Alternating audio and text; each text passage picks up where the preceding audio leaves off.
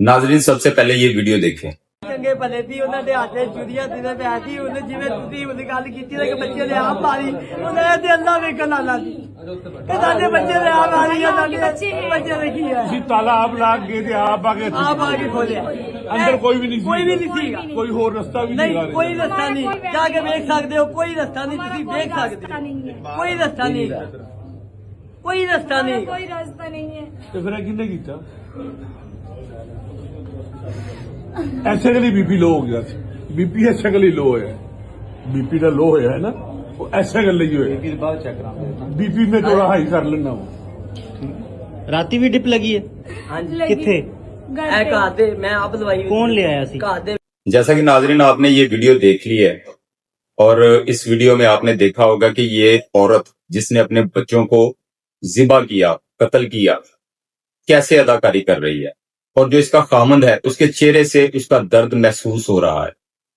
DSP कमर अब्बास जब इनसे सवाल करते हैं कि बताओ घर के अंदर जाने का कोई और रास्ता है, तो उसका शोहर जवाब देता है कि घर के अंदर जाने का कोई और रास्ता नहीं है और वो पीछे से एक्टिंग कर रही है, थोड़ी थोड़ी बात अपनी भी सुना रही है। लेकिन उसका जो कामंद है उसके चेहरे से महसूस हो रहा है कि एक तो उसकी दुनिया उजड़ गई है, दूसरा उससे पुलिस तफ्तीश कर रही है। लेकिन ये जो औरत है ये पूरी वहां पे एक्टिंग कर रही है।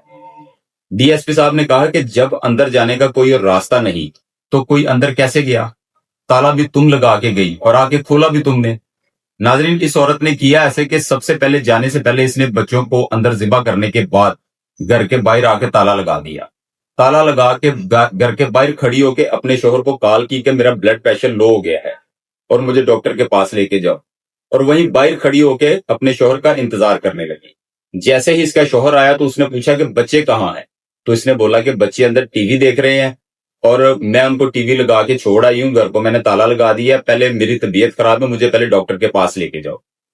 उसने बोला कि बच्चे अंदर अकेले होंगे, इसने बोला कि 10-15-20 मिनट में हम वापस आ जाएंगे, और ये अपने शोहर के साथ चली गई।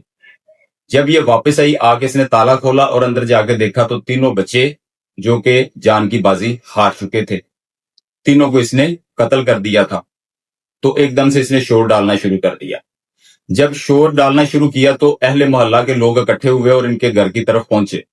लोगों ने देखा कि इनके तीनों बच्चे मर्डर हो चुके हैं, तो उन्होंने 15 पे कॉल की और 15 पे कॉल करने के बाद पुलिस मौका पर पहुंच गई और इस औरत ने वहां पे ड्रामेबाजी शुरू कर दी। कभी बेहोश होने की एक्टिंग की, कभी ब्लड प्रेशर लो की एक्टिंग की और रो रो के दाड़े मारने लगी कि मेरे बच्चे पता नहीं किसने कत्ल कर दिए।